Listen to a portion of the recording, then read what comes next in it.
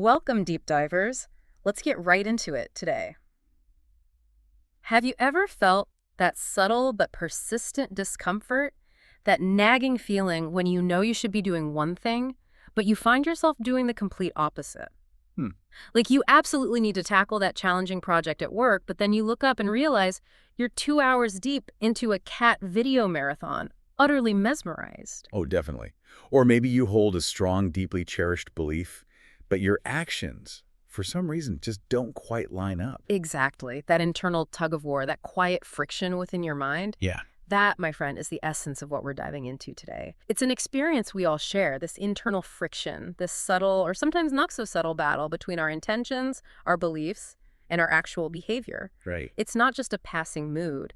It's a profound psychological state that shapes so much of how we feel and act, often without us even consciously realizing the forces at play. And what you're describing there, that's a classic manifestation of cognitive dissonance. Uh, It's a really profound psychological theory introduced by Leon Festinger decades ago. At its heart, it's the intense mental stress and psychological discomfort we experience when we simultaneously hold two conflicting ideas, beliefs. or when our actions just flat out contradict our values. Precisely. Imagine the mental strain of genuinely believing in one thing, say, the critical importance of environmental conservation, advocating for sustainable practices. Right, being really passionate about it. Yeah, exactly. But then consistently engaging in behaviors that directly undermine it, like frequently taking long, unnecessary car trips in a gas guzzler, or consistently opting for single-use plastics when you know better. Guilty as charged sometimes? I think we all are. And that internal inconsistency isn't just a minor annoyance. It's a fundamental aspect of human behavior that creates this powerful, often debilitating internal tension. An inner war, really, that our minds are just compelled to resolve. It's like a pressure cooker inside. It is. And this tension is far from passive. It's an active driving force within us, pushing us towards some kind of resolution. Okay, so our mission today is to take a deep dive into this incredibly common yet often misunderstood internal conflict. Hmm. We'll explore why this war inside is so mentally and even physically exhausting. We'll uncover the powerful, often unconscious ways we're driven to resolve it. Sometimes, and this is the kicker, by changing our beliefs to simply match our actions rather than the other way around. Yeah, that's the really counterintuitive part sometimes. We look at how our minds are wired to seek coherence, even if it means constructing elaborate fictions or subtly altering our perceptions just to avoid those uncomfortable truths. But most importantly, we'll discuss how you can learn to sit with this discomfort, to truly understand its message, and maybe use it as a powerful catalyst for genuine, lasting change. Right, using it, not just eliminating it. Exactly.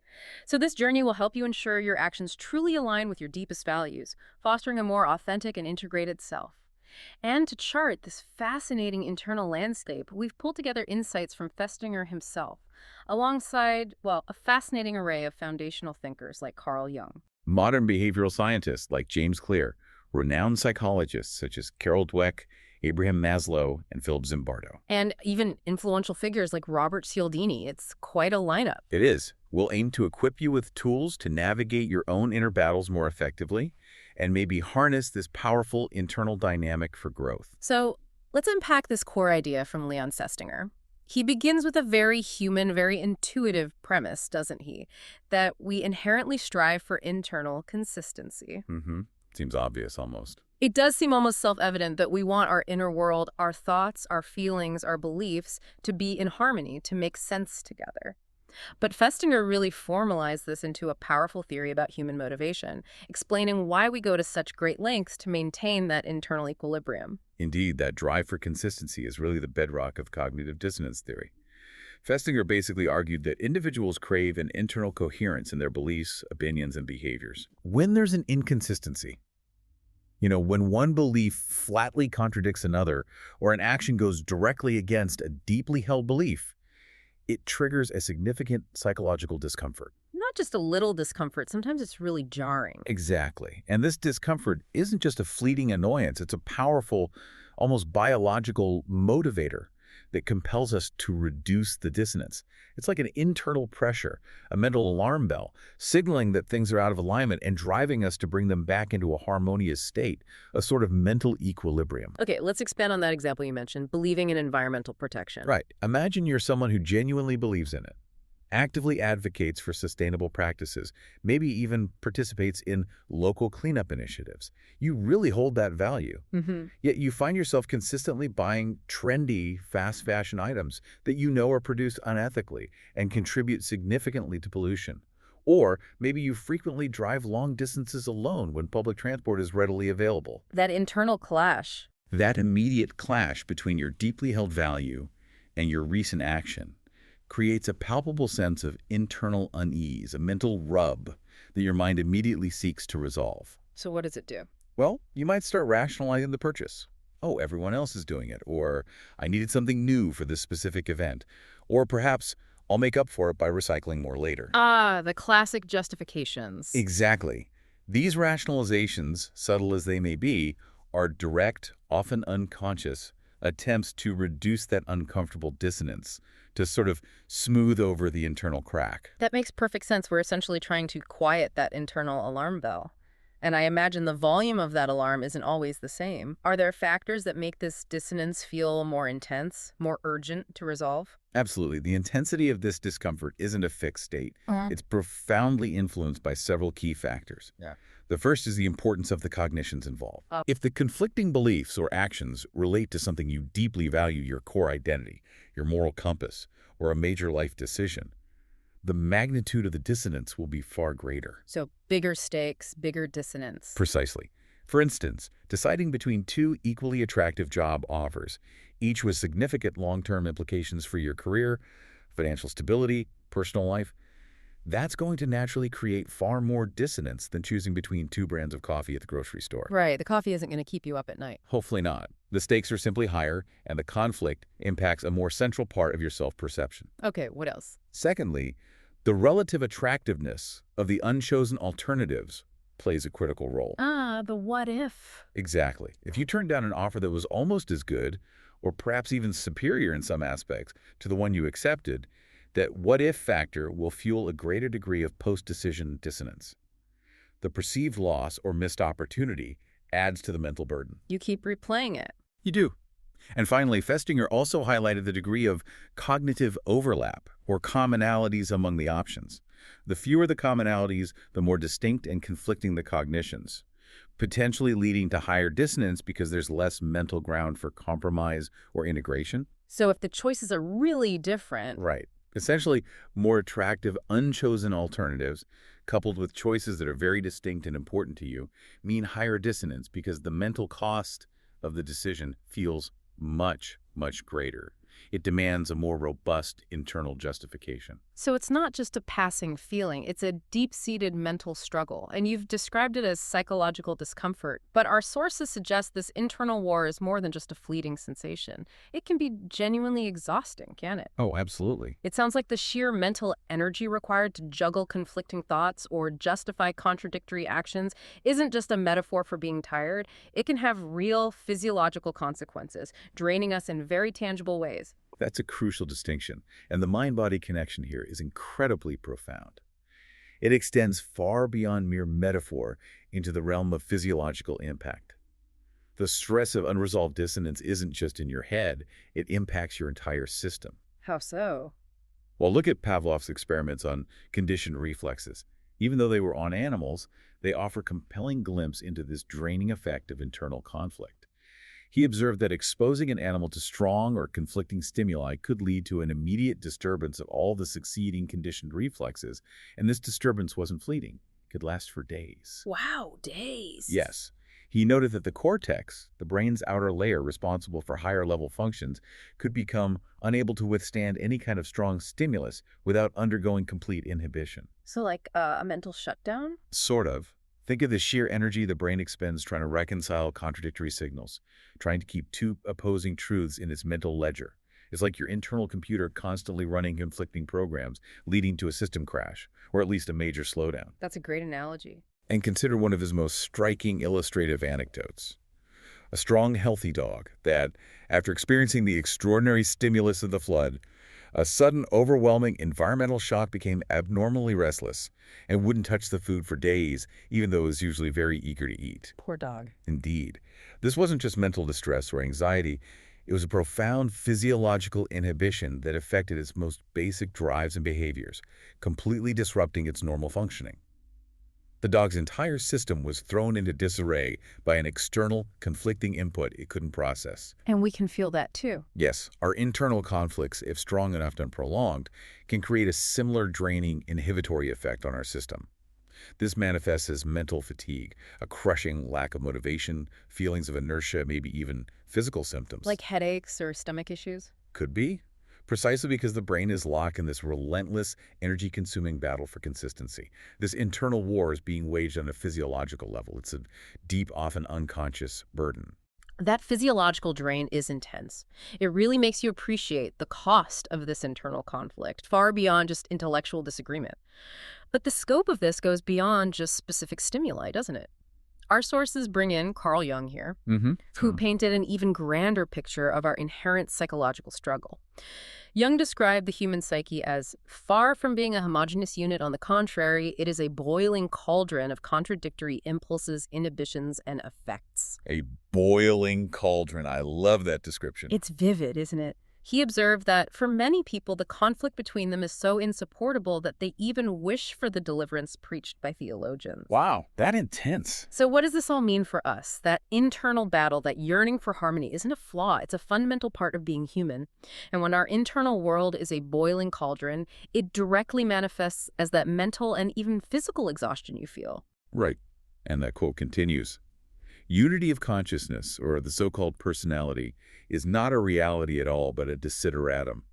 It's something we strive for, a goal, rather than something we inherently possess. So we're always working towards it. We're constantly seeking to unify these desperate, often conflicting parts of ourselves, making this quest for internal consistency an ongoing and often tiring process. We've laid out the groundwork for this internal war and how draining it can be. But what's truly fascinating, and perhaps a little unsettling, is how our minds, almost on autopilot, leap into action to end that discomfort. The automatic responses. What are some of those immediate, almost unconscious ways we try to restore balance and relieve that internal pressure? It sounds like our minds have a whole toolkit of strategies they deploy without us even consciously initiating them. They absolutely do. Festinger highlighted several key strategies we instinctively employ to reduce dissonance, operating often below our conscious awareness. One of the most common approaches is to simply change our cognition about the alternatives once a decision has been made. Okay, so after the fact. Exactly. After committing to a choice, say, buying a particular brand of car, or choosing a specific vacation destination, we often find ourselves emphasizing the positives of the chosen option and subtly minimizing the negatives of the rejected ones. Making it look better in hindsight. Precisely. This mental reframing makes our choice feel more justified, more right, and effectively reduces any lingering doubts or discomfort. It's our brain's way of telling us, you made the best decision, actually, and here are all the reasons why. It's a psychological tidying up, making sure our perception aligns with our action. Give us an example. Well, the classic example Festinger used to illustrate this phenomenon is the reading behavior of new car owners. Ah, yes. He noted that individuals who have just purchased a new car tend to actively seek out advertisements and articles that praise the car they just bought. Looking for confirmation. Exactly. And conversely, they also tend to avoid those ads for models they considered but ultimately rejected. Don't want to see what you missed out on. Right.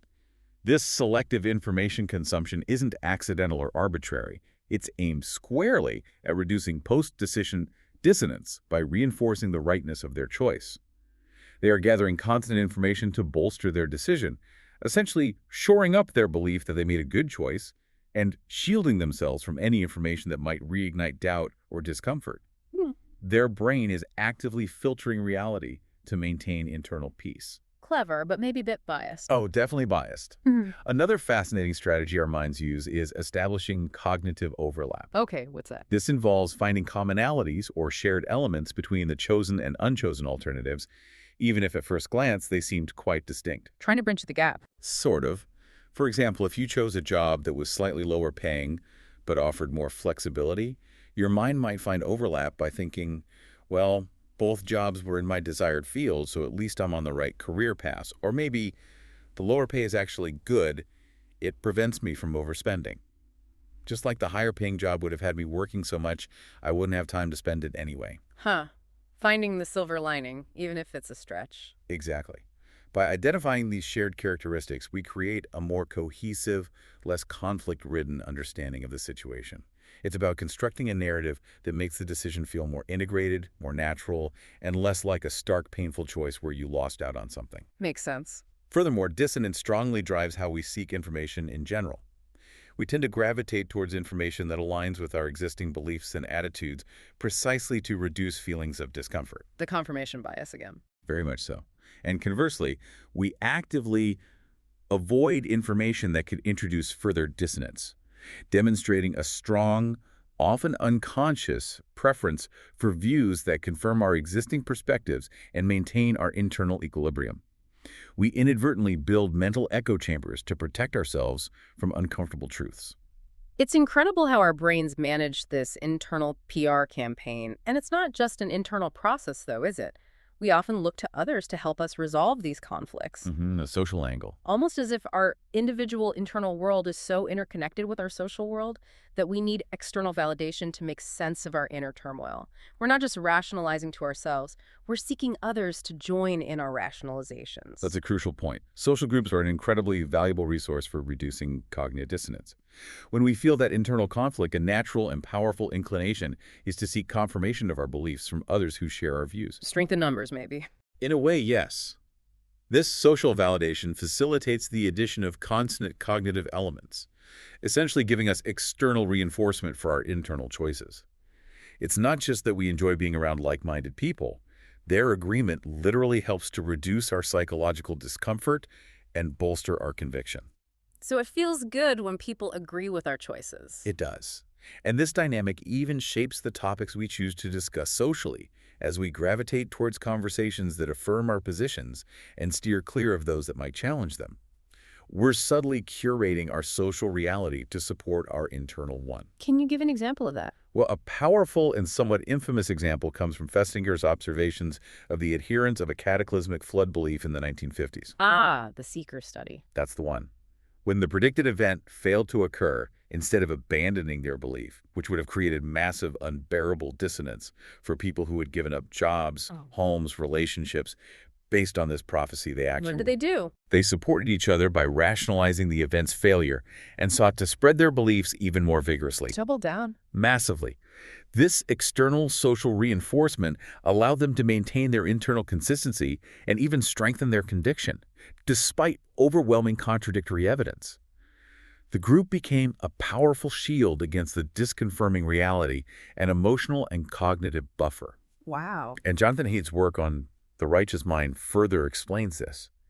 He notes that human ultrasociality, our highly cooperative and group-oriented nature, involves learning to conform to social norms and feeling group-related emotions. We want to belong. Deeply. Natural selection, he argues, favored cohesive groups, where nonconformists were punished or ostracized.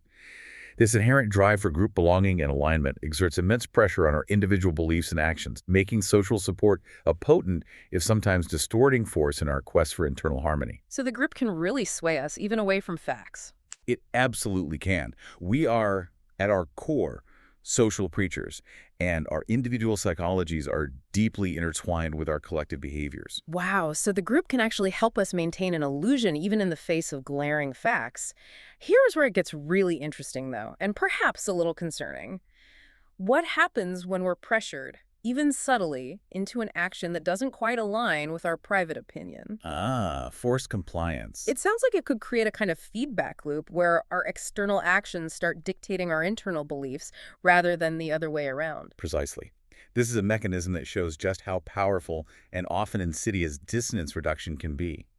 Robert Cialdini's influence provides stark examples of how forced compliance can lead to private acceptance of an opinion over time. So acting leads to believing. Sometimes, yes.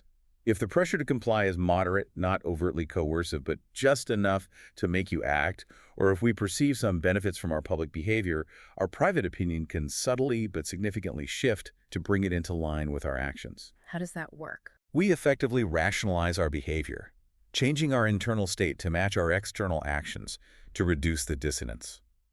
It's a powerful and often insidious mechanism where public commitment subtly alters private conviction.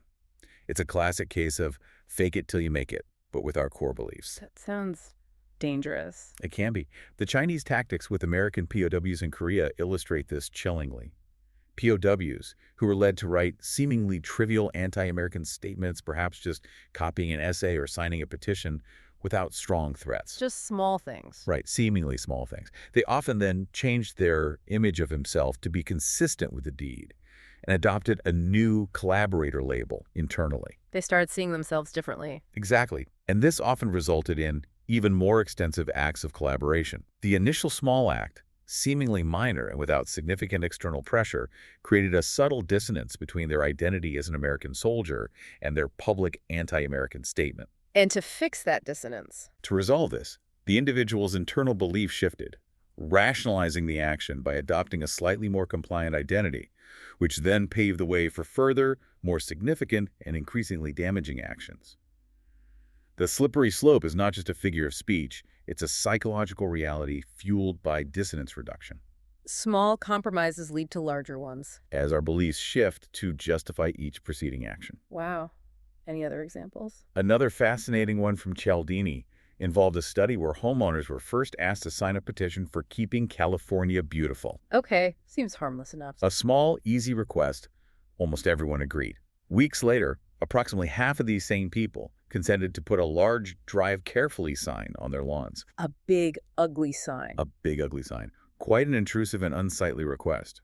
What's remarkable is that the topics were entirely different: state beautification versus driver safety. So why did they agree? Well, the initial small public commitment created a strong pressure for consistency. People wanted to see themselves as good, civic-minded citizens.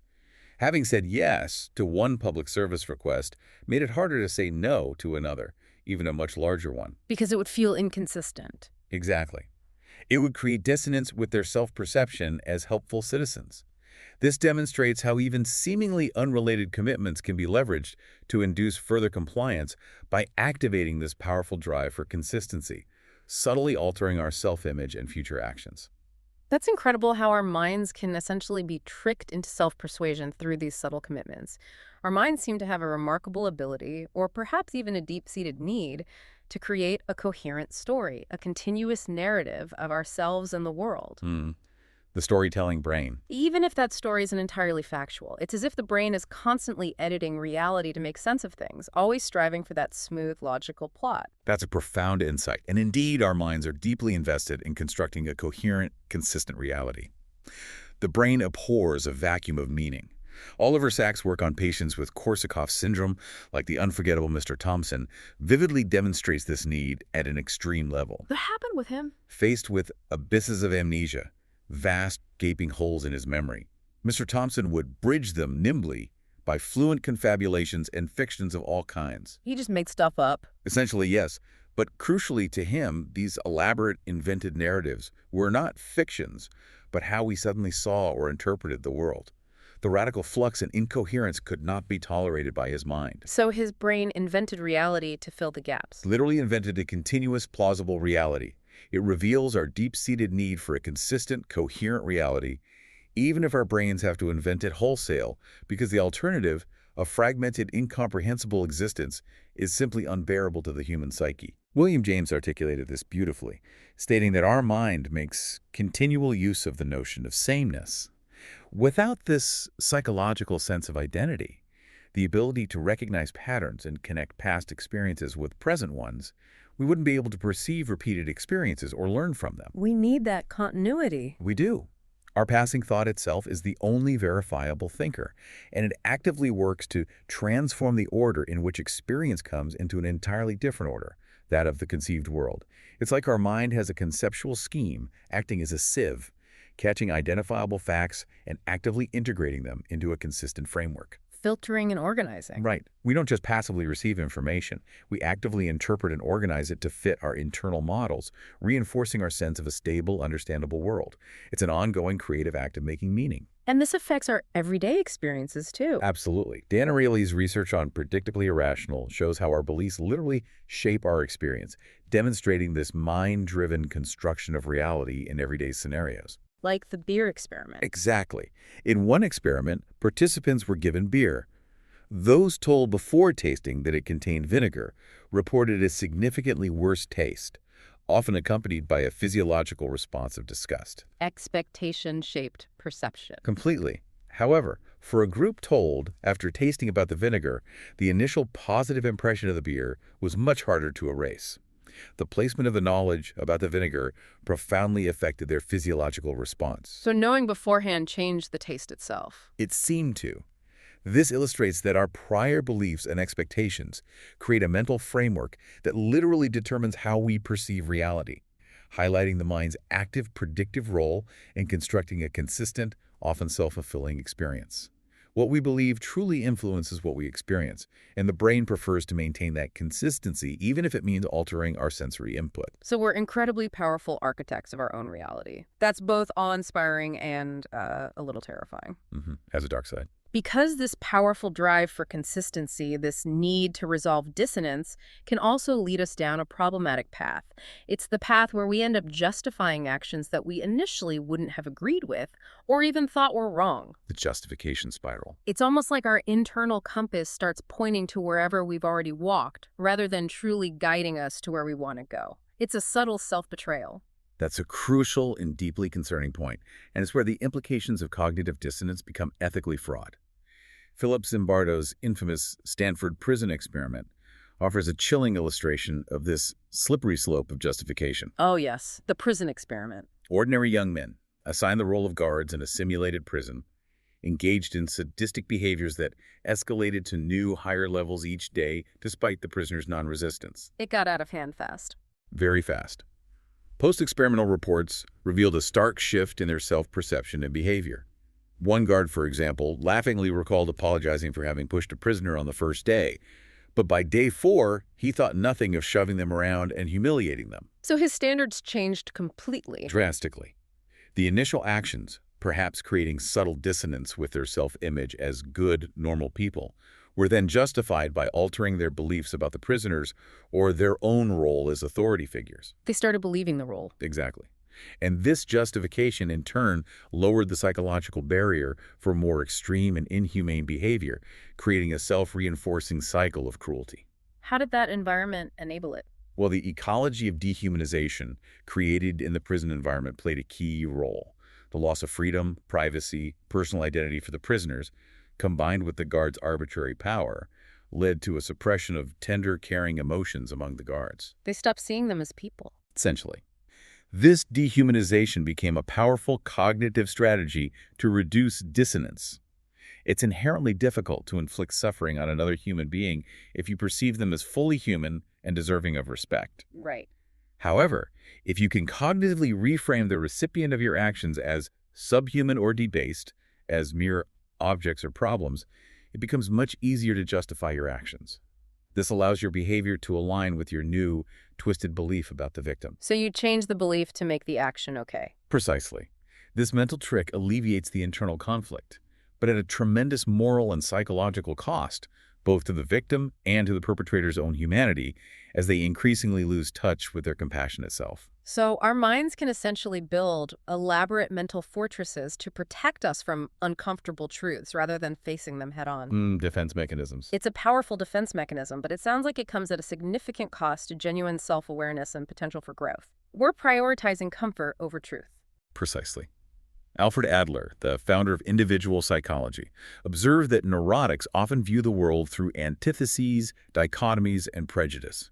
He called these dogmatized fictions. Dogmatized fiction. Yes, rigid, often incorrect beliefs that act as psychological crutches to support them in coping with feelings of insecurity or inferiority. So like mental shortcuts that aren't accurate. Right. Instead of genuinely improving their situation through realistic, effortful means, they hypnotize themselves or auto-intoxicate themselves into feeling superior through these fictions. They convince themselves they're better than they are. In a way, this is a profound example of resolving dissonance by creating a distorted internal reality, a comfortable illusion, rather than engaging with actual challenges. They construct a reality where they're always justified, always right, always superior, even if it contradicts external evidence and prevents true self-improvement. And prejudice can be one of those crutches. Adler certainly thought so. His observation that Prejudiced attitudes may serve as a psychological crutch for persons crippled in their encounters with life. That goes directly here. We cling to these fictions because they effectively reduce the anxiety of uncertainty and the discomfort of inferiority feelings, Even if they're harmful. even at the cost of authentic engagement with the world. It's a coping mechanism that prioritizes a feeling of superiority or certainty over a realistic assessment of oneself and the environment, thereby perpetuating the underlying issues rather than genuinely resolving them. The comfort of a consistent, albeit false, self-narrative is chosen over the often painful process of self-reflection and change. Wow. And Maslow has something to say about this too, about avoiding the unknown. He did. Abraham Maslow's work on motivation adds another layer to this avoidance. He distinguished between rubricized cognition, which he described as a lazy classifying under pre-existing rubrics. Putting things in boxes. Exactly, lazy classifying. And he contrasted that with fresh, humble, receptive Taoistic cognition that embraces the concrete, the idiosyncratic, the unique. Seeing things as they are. Right. That rubricized cognition, the lazy boxing in, is often a premature freezing of conclusions, motivated by a fear of the unknown and an inability to tolerate ambiguity. We don't like uncertainty. Generally, no. And this means that to avoid the discomfort of dissonance and uncertainty, we often sacrifice genuine understanding and full appreciation and savoring of any experience. We create simple, consistent categories, even if they don't fully capture reality, simply to reduce our anxiety and quickly resolve any internal conflict. So we lose richness and nuance. We do. Maslow even suggested that a strong distorting link between motivation and perception is symptomatic of a slightly sick organism, indicating that this tendency to distort reality for the sake of comfort isn't a sign of psychological health, but rather mild pathology. That makes a lot of sense, constantly fitting new information into old boxes. This reminds me strongly of the distinction between mindsets that Carol Dweck and Angela Duckworth discuss. Fix versus growth. If you're constantly justifying your actions or shying away from discomfort, it seems like you're stuck in a particular limiting way of thinking about yourself and your ability. Exactly. The fixed mindset, as Carol Dweck describes it, is a perfect example of how our beliefs can derail us in the face of dissonance. If you believe your intelligence, talents, or abilities are fixed, inherent traits that cannot be significantly changed through effort. Then failure feels final. Precisely. Any setback, a low grade, a rejection, a disappointing review, is immediately interpreted as evidence that, after all, you don't have the right stuff. Ouch. This creates immense dissonance. The desire to be capable and successful clashes with the perceived evidence of failure, rather than questioning the strategy or effort that led to the setback, which would be a growth-oriented response. The fixed mindset blames lack of talent. Exactly. It concludes they simply lack talent. This is a dangerous way to reduce that discomfort, as it immediately closes off pathways for learning, prevents future effort, and fundamentally hinders personal growth. It's a self-limiting belief that protects one's ego in the short term by sacrificing long-term development and true potential. That's a huge cost. It is. And Daniel Pink, in Drive, provides further insight into this self-defeating cycle of seeking consistency at the expense of true fulfillment. He notes that satisfaction depends not merely on having goals, but on having the right goals. Right goals. What does he mean? If people chase what he calls profit goals, purely external, materialistic, or status-driven objectives, and they achieve them but still don't feel any better about their lives, it leads to a destructive pattern. What pattern? Simply increasing the size and scope of those wrong goals. This creates a persistent underlying dissonance, as their actions are not aligned with true, deeper values like purpose, mastery, or autonomy. So the success feels hollow. Exactly. The external success, instead of bringing peace or fulfillment, only highlights the internal emptiness, leaving one feeling unfulfilled despite apparent achievement. It's a constant chase after an external fix for an internal misalignment, and the dissonance keeps driving them to bigger but equally unfulfilling targets, perpetuating an endless and empty cycle. So our inherent drive to resolve dissonance can become a subtle but incredibly pervasive trap. It leads us to constantly adjust our internal compass to whatever direction our actions happen to take, rather than consciously steering towards our true north. Well put. It's a powerful, almost invisible way we can lose touch with our authentic selves, all in the name of feeling consistent, often without even realizing the compromise we've made. This has been a fascinating, albeit sobering, look at how our minds operate. If passively changing beliefs to match actions is the easy but ultimately unfulfilling path, how do we consciously choose a different way? The harder path, but the more rewarding one. How do we use that internal war, that discomfort and tension, as a catalyst for genuine transformation, for truly aligning our inner and outer worlds, rather than just forcing them into a false peace? It sounds like it requires a profound shift in how we approach ourselves. It absolutely does, and this is where the real work begins. The first and often hardest step is to actively sit with the discomfort. Just feel it. Yes. Jordan Peterson's work on myth highlights the unpredictable or unexpected as the terrible mother, a primordial threat that disrupts our sense of order and security. Dissonance is precisely this kind of unpredictable, uncomfortable disruption. It challenges our existing mental structures and cherished beliefs. So don't run from it. Exactly. The heroic path isn't to run from it, to immediately rationalize it away, or to dismiss it. It's to face the terrible mother, acknowledging the discomfort rather than immediately trying to dismiss it or rationalize it away. This means accepting the internal friction as a powerful signal, not a failure, and resisting the urge for an immediate, superficial resolution. Asking, what is this telling me? Precisely.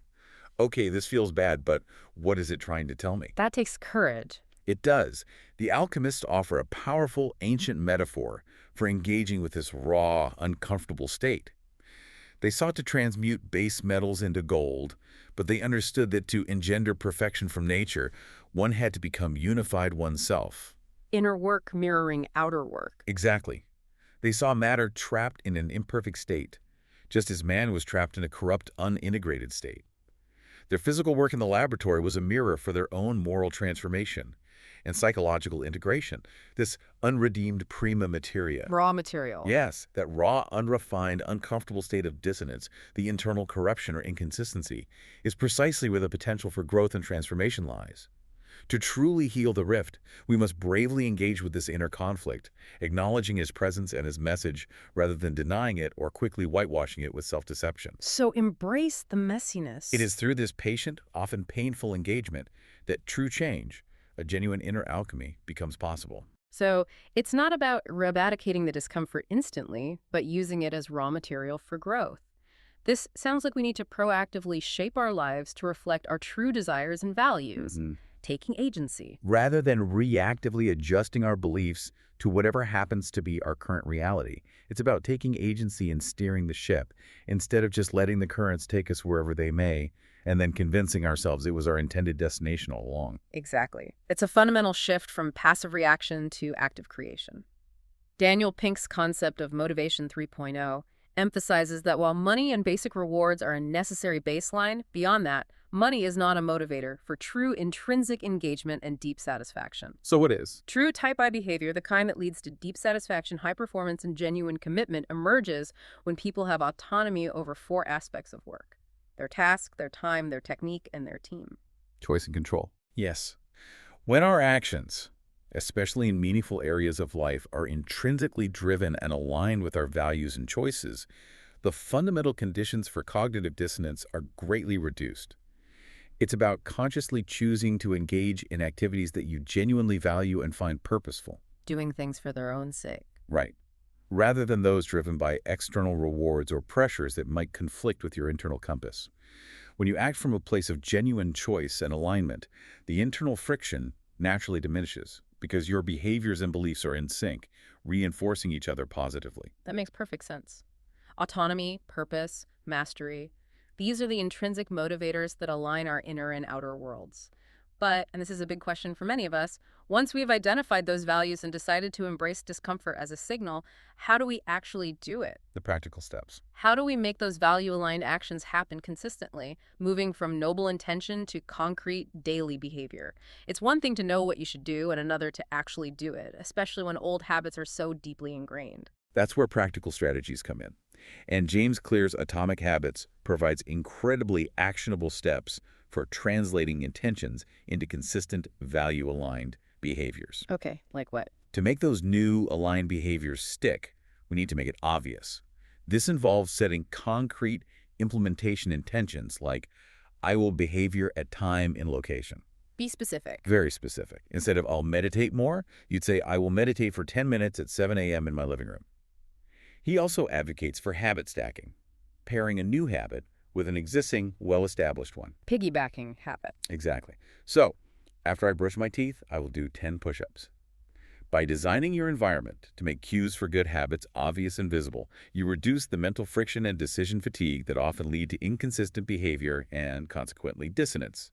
You're essentially automating the path of least resistance toward your desired actions. Make it easy to do the right thing. Make it easy. Clear also stresses making habits attractive and satisfying. This can be done through temptation bundling, where you pair an action you want to do with an action you need to do. Like listening to a podcast while exercising. Perfect example. I will listen to my favorite podcast, want, while doing laundry or exercising, need.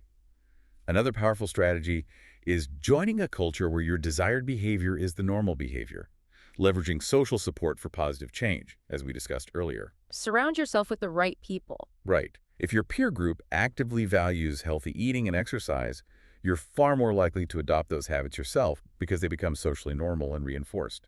And finally, a habit tracker, which provides clear evidence of your progress, creates a satisfying feedback loop. Checking the box feels good. It does.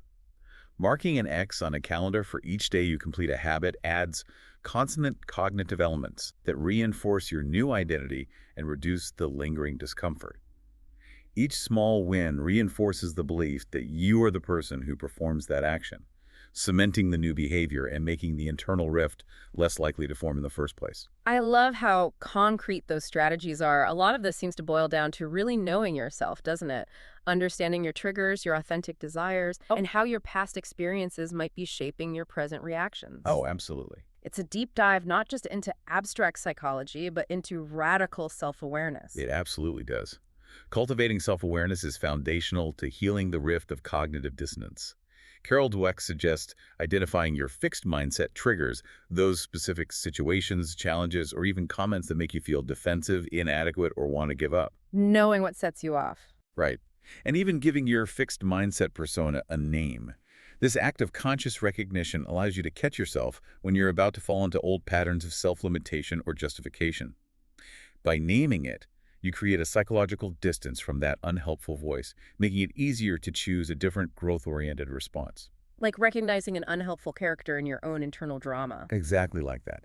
And Abraham Maslow further emphasized that to know what one really wants, especially one's higher needs, those deeply fulfilling self-actualizing desires beyond basic survival, is a considerable psychological achievement. Knowing your true desires isn't easy. It really isn't.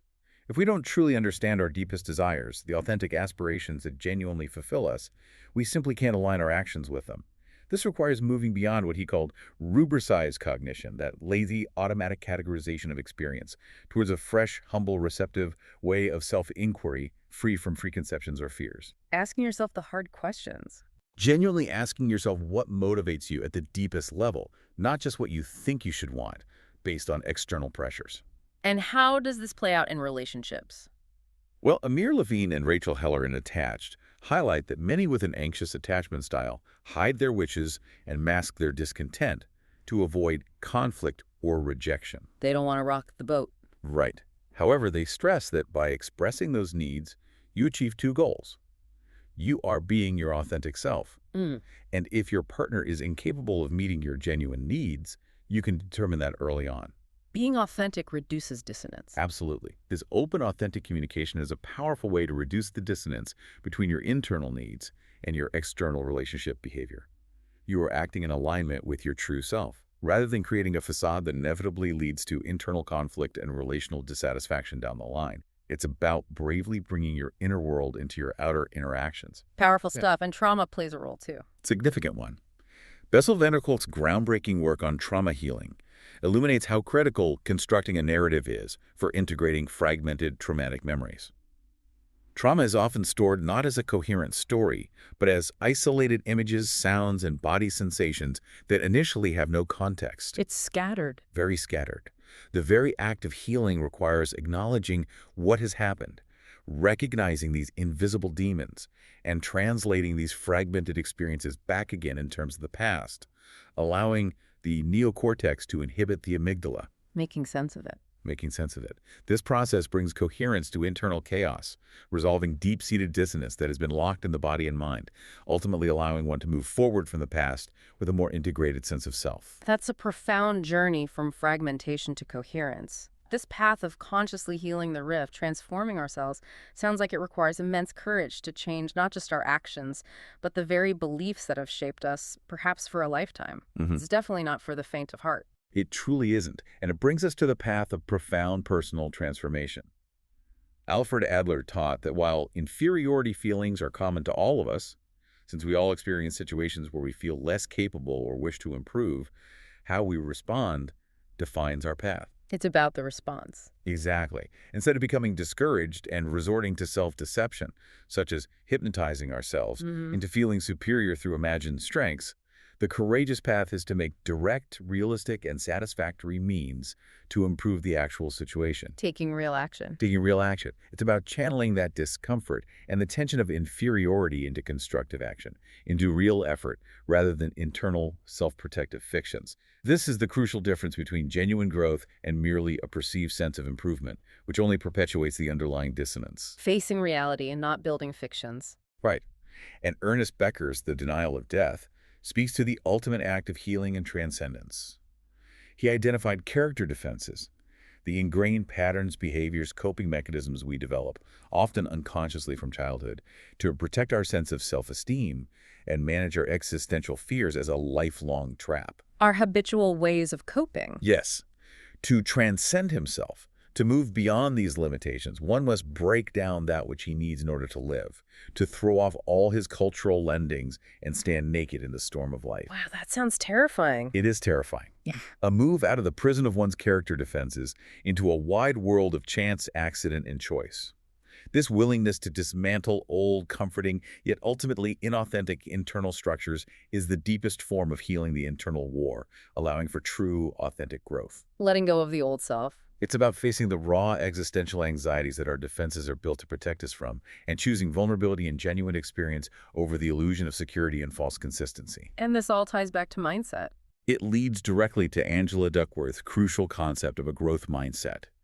The belief that you can learn to do better and that it's possible to get smarter if you're given the right opportunities and support and if you try hard enough. Believing change is possible. This belief system is absolutely fundamental to any attempt at conscious dissonance resolution.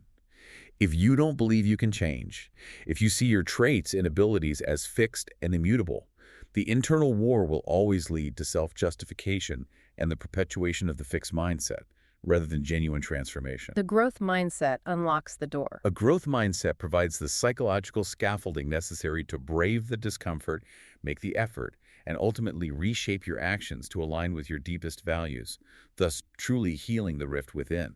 It's the belief that makes the whole arduous journey possible. #outro. What a profound journey we've taken today. From understanding Leon Festinger's groundbreaking theory of cognitive dissonance, that uncomfortable rift between our beliefs and actions, to exploring the powerful, often unconscious ways our minds try to smooth over that discomfort.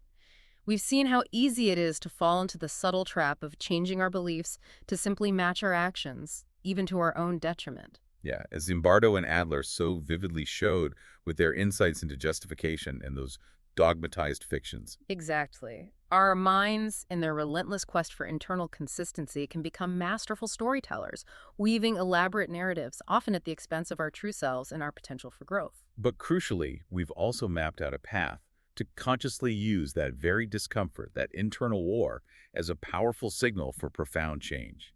Using it, not just squashing it. Right. By choosing to sit with the prima materia of inconsistency, that raw, uncomfortable internal material, by embracing autonomy in our choices, by building concrete habits that truly reflect our deepest values, and by fostering deep self-awareness through a growth mindset. You can transform that struggle. You can transform that internal struggle into a powerful catalyst for authenticity. It's about ensuring your actions truly reflect your deepest values, rather than allowing your beliefs to become mere justifications for whatever actions you happen to take. It's about integrity, really. This active, courageous engagement with your internal world is not just about feeling better. It's about becoming more integrated, more authentic, and ultimately more genuinely you. So the next time you feel that internal tug of war, that uncomfortable friction between what you know you should do and what you're actually doing, or between what you truly believe and how you're acting, instead of reaching for a quick fix that might subtly compromise your deeper values, pause. Take a breath. Yeah. What if that very discomfort isn't a problem to be avoided or quickly suppressed, but a powerful signal? What if it's your inner compass trying to reorient you towards your most authentic self, inviting you to actively reshape your reality through courageous action, rather than passively allowing your reality to reshape your beliefs? Indeed. Consider how much energy we expend creating elaborate internal fictions to maintain an illusion of consistency, subtly altering our perceptions and beliefs just to avoid the painful truth. All that mental effort. What if that same creative energy were redirected? Not to tranquilizing itself with the trivial, as Kierkegaard so acutely observed, but to truly understanding and transforming the boiling cauldron of our psyche. The initial discomfort, that internal rift, is not a dead end to be feared. It is a doorway, an invitation to a deeper, more integrated, and profoundly more authentic way of living. What would you choose to build with that creative energy?